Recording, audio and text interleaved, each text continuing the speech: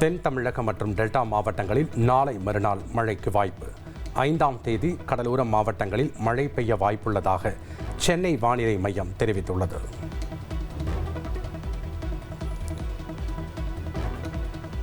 ஆபரண தங்கம் விலை சவரனுக்கு இன்று 7,600 ரூபாய் குறைந்துள்ளது.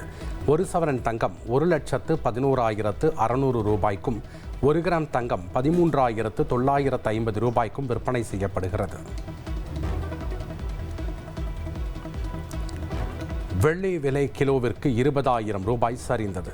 1 கிலோ வெள்ளி 3 லட்சம் ரூபாய்க்கு விற்பனையாகிறது.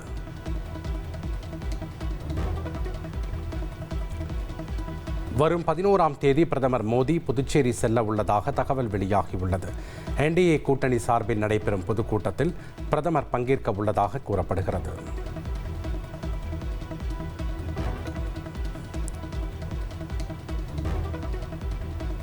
இந்திய எல்லைக்குள் சீன ராணுவம் நுழைந்ததாக முன்னாள் தளபதி நரவானே புத்தகத்தை சுட்டிக்காட்டி மக்களவையில் ராகுல் காந்தி பேச்சு.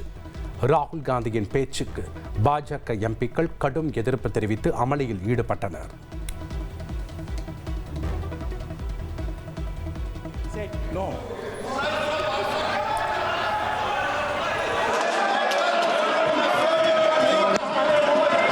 So Chinese forces were approaching Kailash Ridge. 4 tanks.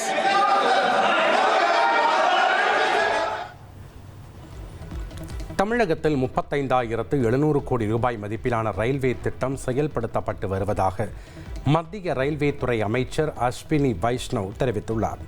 77 ரயில் நிலையம் புனரமைக்கப்பட்டுள்ளதாகவும் 95% ரயில் தடங்கள் மின்மயமாக்கப்பட்டுள்ளதாகவும் விளக்கம் அளித்துள்ளார். துணைவேந்தர் நியமனம் தொடர்பான தமிழக அரசின் தேடுதல் குழுவுக்கு ஆளுநர் RN ரவி எதிர்ப்பு தெரிவித்துள்ளார். UGC பிரதிநிதியை தேடுதல் குழுவில் இணைத்திட வேண்டும் என அவர் மீண்டும் வலியுறுத்தியுள்ளார். தமிழ்நாட்டின் வளர்ச்சியை மீண்டும் படுகொலியில் தள்ள அதிமுக பாஜக சதி செய்வதாக முதலமைச்சர் MK-ஸ்டாலின் குற்றம் சாட்டியுள்ளார். அண்ணா நினைவு நாள் பேரணியில் பங்கேற்க திமுக தொண்டர்களுக்கு அழைப்பு விடுத்துள்ள முதலமைச்சர் அதிமுகவுக்கு சுயாட்சி எண்ணம் இல்லை என விமர்சித்துள்ளார்.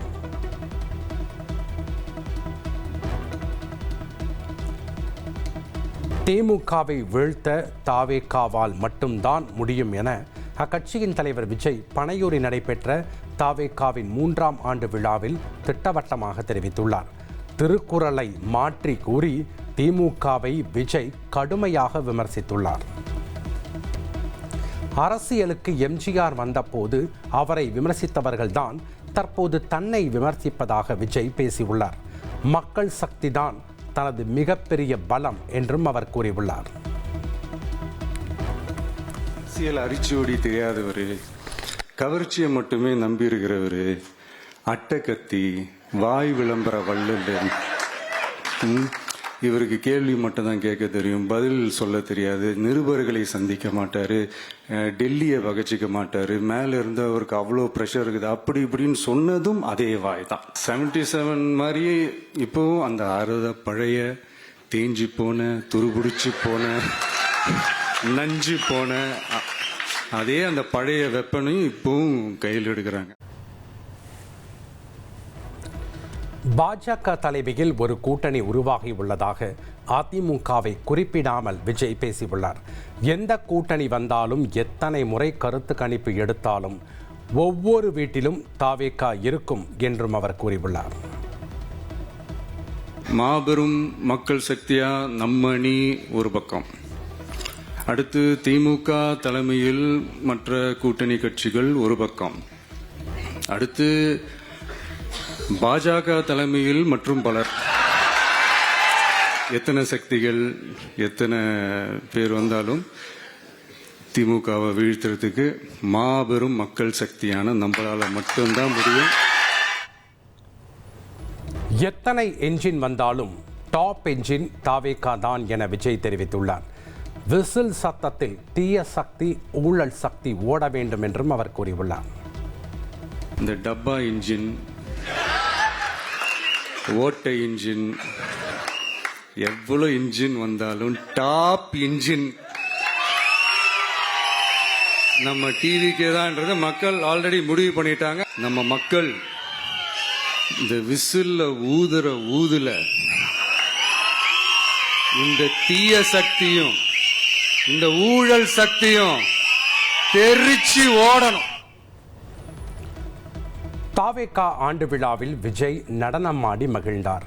விஜயின் நடனத்தை பார்த்து தொண்டர்கள் உற்சாகம் அடைந்தனர். பாட்டு போடுற சார் டான்ஸ் ஆடணும்ட்டாரு. நிஜமாவே உங்க கூட டான்ஸ் ஆடலாமான்ட்டாரு. ஆஹா வாங்க ஆடு.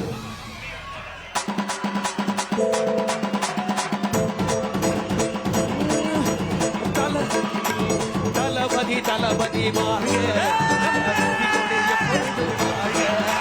தளபதி தளபதி வாழ்க, நம்ம வெற்றி கொடி எப்பொழுது வாழ்க. தளபதி தளபதி வாழ்க, நம்ம வெற்றி கொடி எப்பொழுது வாழ்க.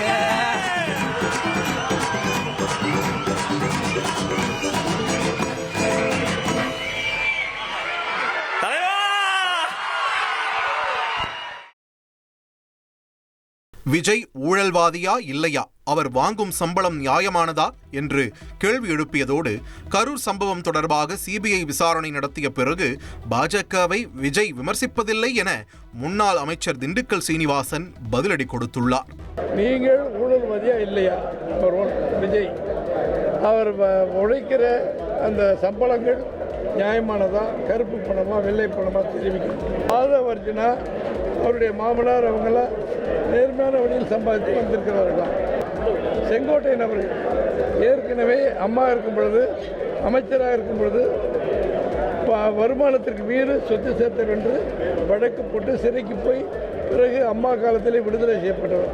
இவர்களுக்கெல்லாம் பதில் சொல்லிவிட்டு நேர்மையானவர், ஊழலற்றவர் என்று நிரூபித்த பிறகு அதிமுக கழகத்தை குறை சொல்லும். சிபிஐ விசாரணைக்கு போவதற்கு முன்பு 2 நாட்கள் அது போனதுக்கு வந்ததற்கு பின்பு ஒரு கூட்டத்தில் அந்த அவருடைய கட்சி அலுவலகத்தில் பேசுகிறார். திமுகவும் அதிமுகவும் ஊழல் கட்சியில் பேசுகிறார். ஆனால் எங்களுக்கு பொது எதிரி பிஜேபி என்று பேசியவர் அன்னைக்கு பிஜேபியை குறை சொல்லவில்லை. இது என்ன காரணம்? திரு விஜய் அவர்கள் விளக்க வேண்டும். அன்புமணி தரப்புக்கு மாம்பழம் சின்னம் ஒதுக்கியதை எதிர்த்து ராமதாஸ் தொடர்ந்த வழக்கு 3 வாரங்களில் தேர்தல் ஆணையம் பதிலளிக்க சென்னை உயர்நீதிமன்றம் உத்தரவிட்டுள்ளது.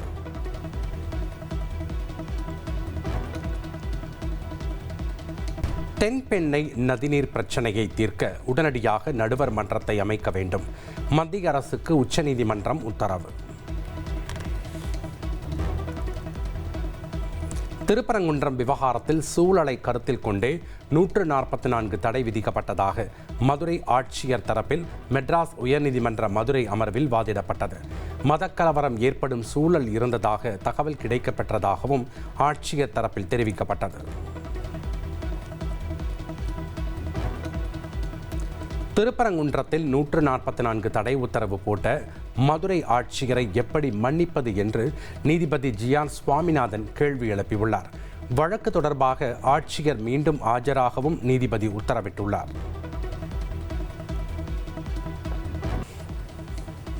கொடைக்கானல் மேல்மலை கிராமங்களில் போதை வஸ்துக்களை பயன்படுத்தியவாறு சட்டவிரோத பார்ட்டிகள் நடைபெறுவது போன்ற வீடியோ வெளியாகி அதிர்ச்சியை ஏற்படுத்தியுள்ளது. இது குறித்த வீடியோ சமூக வலைதளங்களில் பரவி வரும் நிலையில் காவல்துறையினர் உரிய நடவடிக்கை எடுக்க வேண்டும் என கோரிக்கை எழுந்துள்ளது.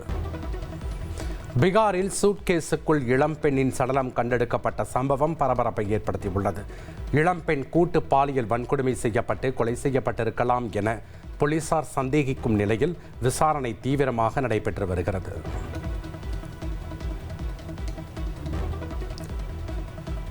லண்டனில் இருந்து பெங்களூரு புறப்பட்ட ஏர் இந்தியா விமானத்தில் தொழில்நுட்ப கோளாறு. இடது என்ஜின் பகுதியில் ஏற்பட்ட தொழில்நுட்ப கோளாறு காரணமாக மீண்டும் லண்டனிலேயே தரையிறக்கப்பட்டது.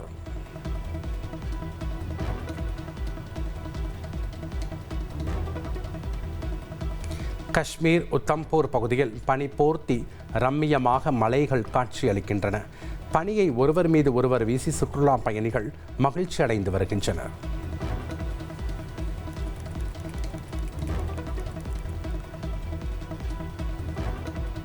அமெரிக்காவின் நார்த் கேரோலினாவில் கடும் பனிப்பொழிவு. குடியிருப்புகள் மற்றும் வாகனங்களை பனிக்குவியல்கள் மூடிய நிலையில் இயல்பு வாழ்க்கை பாதிக்கப்பட்டுள்ளது. மகளிர் பிரீமியர் லீக் கிரிக்கெட் தொடரில் வதோதராவில் நாளை இரவு 7:30 மணிக்கு நடைபெறும் எலிமினேட்டர் போட்டியில் குஜராத் மற்றும் டெல்லி அணிகள் பல பரீட்சை நடத்த உள்ளன. எலிமினேட்டரில் வெல்லும் அணி இறுதிப் போட்டியில் பெங்களூருவுடன் மோத உள்ளது.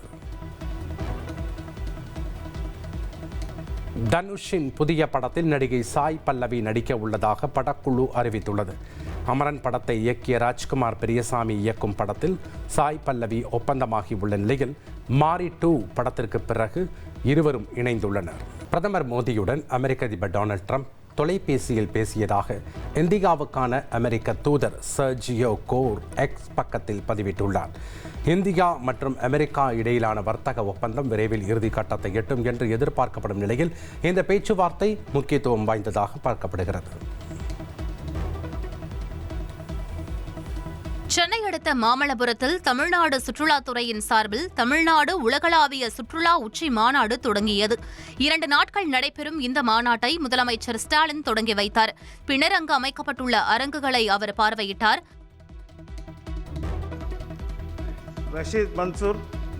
சிதம்பரம் பல்கலைக்கழகத்தில் முதலமைச்சர் ஸ்டாலினின் புகைப்படத்துடன் ஆளுநரின் கையால் முனைவர் பட்டம் பெற்ற மாணவரால் சலசலப்பு ஏற்பட்டது. அண்ணாமலை பல்கலைக்கழகத்தில் நடைபெற்ற 87வது பட்டமளிப்பு விழாவில் தமிழக ஆளுநர் ஆர்.என். ரவி பங்கேற்று 1014 மாணவ மாணவிகளுக்கு முனைவர் பட்டங்களை வழங்கினார். அப்போது வரலாற்றுத் துறையில் முனைவர் பட்டம் பெற்ற மாணவர் புஷ்பராஜ் முதல்வர் ஸ்டாலின் புகைப்படத்தை கையில் வைத்தபடி பட்டம் பெற்றது மேடையில் சலசலப்பை ஏற்படுத்தியது. பின்னர் பேசிய அந்த மாணவர் உச்சநீதிமன்ற தீர்ப்பின்படி முதல்வரே பல்கலைக்கழக வேந்தர் என்றும் மக்களால் தேர்ந்தெடுக்கப்பட்ட முதல்வரின் கையால் பட்டம் பெற வேண்டும் என்பதே தனது விருப்பம் என்றும் தெரிவித்தார்.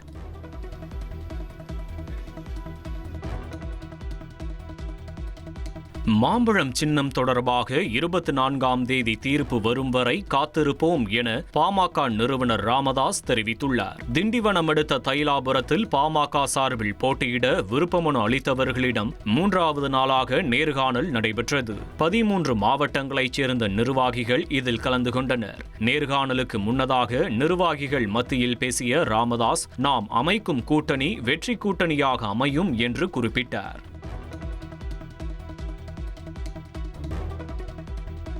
சென்னை தரமணியில் பீகாரை சேர்ந்த குடும்பம் கொலை செய்யப்பட்ட சம்பவத்தில் அவர்களது உறவினர்களிடம் பொருள் வசதி இல்லாததால் உயிரிழந்த பெண் மற்றும் குழந்தையின் உடலை பீகார் கொண்டு செல்வதில் சிக்கல் ஏற்பட்டுள்ளது.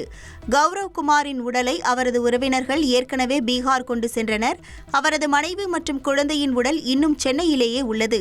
பெண்ணின் உறவினர்கள் பீகாரிலிருந்து வந்திருந்தாலும் உடல்களை கொண்டு செல்லவும் இறுதி சடங்கு செய்யவும் அவர்களிடம் பொருள் வசதி இல்லை என கூறியுள்ளனர்.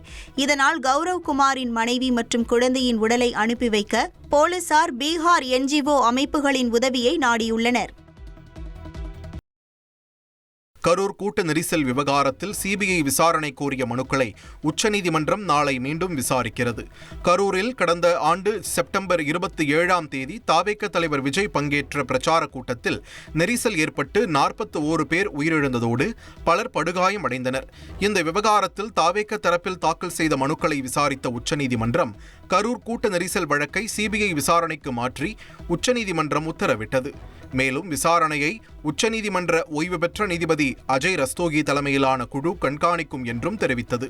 சிபிஐ புலன் விசாரணை தீவிரமடைந்துள்ள நிலையில் இந்த வழக்கை உச்சநீதிமன்றம் மீண்டும் விசாரிக்கிறது. விருதுநகர் மாவட்டம் ஸ்ரீவில்லிபுத்தூரில் உள்ள மேகமலை புலிகள் சரணாலய வனப்பகுதியில் பயங்கர காட்டுத்தீ ஏற்பட்டுள்ளது.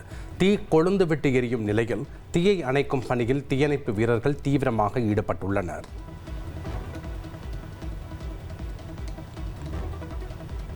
சென்னையில் போதைப் பொருட்களுக்கு எதிராக 2 நாட்கள் சிறப்பு ஆபரேஷன் நடத்தப்பட்டது. 12 காவல் மாவட்டங்களில் நடந்த சோதனையில் 57 வழக்குகள் பதிவு செய்யப்பட்டு 105 பேர் கைது செய்யப்பட்டனர். 26 கிலோ கஞ்சா, 1000க்கும் மேற்பட்ட போதை மாத்திரைகள், 4 இருசக்கர வாகனங்கள் பறிமுதல் செய்யப்பட்டன. மேலும் போதைப் பொருள் கடத்தலை கட்டுப்படுத்த தொடர்ந்து தீவிர சோதனைகள் நடத்தப்படும் என்று சென்னை காவல் ஆணையர் அருண் தெரிவித்தார்.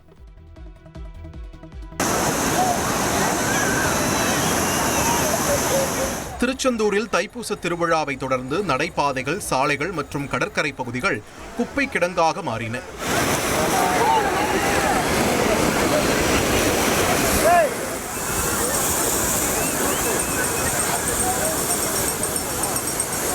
கோவிலுக்கு வருகை தந்த பக்தர்கள் தாங்கள் கொண்டு வந்த துணிகள், காலணிகள் மற்றும் உணவு பண்டங்களை பொதுவெளியில் போட்டுச் சென்றனர். இதனால் குப்பை கிடங்காக மாறிய கோவில் வளாகத்தை சுத்தம் செய்யுமாறு பக்தர்கள் கோரிக்கை வைத்துள்ளனர்.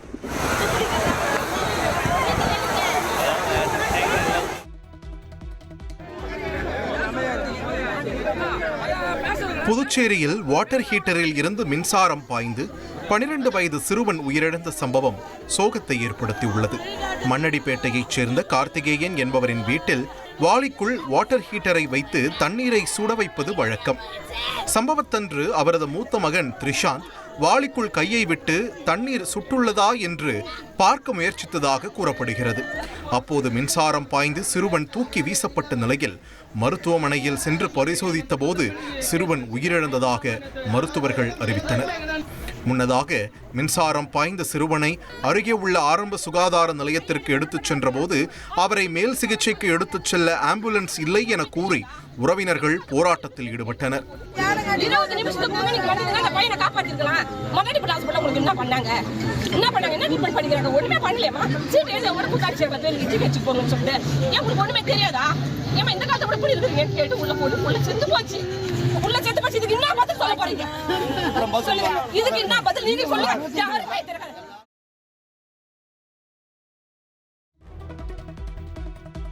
மக்கள் தொகை கணக்கெடுப்பின் போது சாதியை பதிவு செய்யும் கேள்வி முறையை எதிர்த்து தாக்கல் செய்த பொதுநல மனுவை விசாரணைக்கு ஏற்க உச்சநீதிமன்றம் மறுத்துவிட்டது. மக்கள் தொகை கணக்கெடுப்பு பணி 2 கட்டங்களாக நடைபெறவுள்ளது. நடப்பாண்டு ஏப்ரல் 1ஆம் தேதி முதல் செப்டம்பர் வரை வீடுகள் பட்டியலிடுதல் மற்றும் வீடுகள் கணக்கெடுப்பு பணி நடைபெறும். இதனைத் தொடர்ந்து 2027ஆம் ஆண்டு பிப்ரவரியில் மக்கள் தொகை கணக்கெடுப்புடன் சாதிவாரி கணக்கெடுப்பும் சேர்த்து நடத்தப்பட உள்ளது. இந்த நிலையில் வீடுகள் பட்டியலிடுதல் மற்றும் வீடுகள் கணக்கெடுப்பு பணியை முன்னிட்டு வீடு வீடாக குடும்பங்களிடம் கேட்கப்பட வேண்டிய 33 கேள்விகள் அடங்கிய பட்டியலை மத்திய அரசு அண்மையில் வெளியிட்டது. இந்த நிலையில் மக்கள் தொகை கணக்கெடுப்பின் போது சாதியை பதிவு செய்யும் கேள்வி முறையில் வெளிப்படைத்தன்மையை உறுதி செய்து அவற்றை வெளியிட உத்தரவிடக் கோரிய மனுவை விசாரணைக்கு ஏற்க உச்சநீதிமன்றம் மறுத்துவிட்டது. 25 வருஷம் கழிச்சு காதலர் தினத்தை முன்னிட்டு நடிகர் மாதவன் நடிச்ச மின்னலை திரைப்படம் மறுபடியும் திரைக்கு வருது. கோலிவுட்ல மிக முக்கியமான ட்ரெண்ட் செட்டிங் படங்கள்ல தவிர்க்க முடியாத ஒண்ணு மின்னலே. இயக்குனர் கௌதம் வாசுதேவ் இயக்கிய மின்னலே படத்துல எல்லா பாட்டும் சூப்பர் டூப்பர் ஹிட். குறிப்பா படத்தோட பிஜிஎம் இப்ப வரைக்கும் பலரோட காலர் டியூனா இருந்துட்டு வருதுன்னா ஹாரிஸ் ஜெயராஜோட சுப்ரீமசியை என்னன்னு சொல்ல. காதலர் தினம் வருகையை முன்னிட்டு ரசிகர்கள் கொண்டாடி மகிழ பிப்ரவரி 13ஆம் தேதி படத்தை ரீரிலீஸ் பண்ண போறதா அதிகாரப்பூர்வமா அறிவிச்சிட்டாங்க.